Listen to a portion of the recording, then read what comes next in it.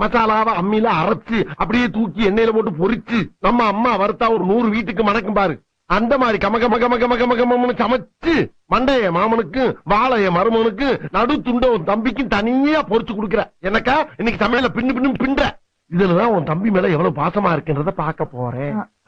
அத்தை நான் மீன் குழம்பு வைக்கிறேன் அத்தை. கொஞ்சம் இருந்தா வந்துடுறேன். எங்கடா போற? மீனை வாங்கின வேட்டை கொடுத்துட்டு பக்கத்து தேட்டர்ல என் தலைவர் எம்ஜிஆர் படம் போட்டுருக்கேன், பாத்து காலைல வரந்தாயி. டேய் என்ன சித்தப்பா, நான் மீன் குழம்பு ரொம்ப நல்லா வைப்பேன். நீ நல்லா வைப்பேன்னு என்ன கேரண்டி? நான் கேரண்டிடா, அவர் சமைக்கும் போது நான் கூட தானே இருக்கேன். நம்பலாமா? நம்பலாம். சரிதா வச்சு கொடுத்தா நீயே வாங்கிக்கோ. அக்கா போயிட்டு ஒரு 5 நிமிஷத்துல வந்துருவா. 5 நிமிஷத்துல என்னடா பண்ண முடியும்? சரி கூட ஒரு 5 நிமிஷம் சென்று வர்றேன்.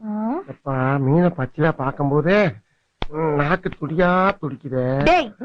ஏன்டா பூனை கருவாடு கலையிற மாதிரி அலையிற? போடா போடா.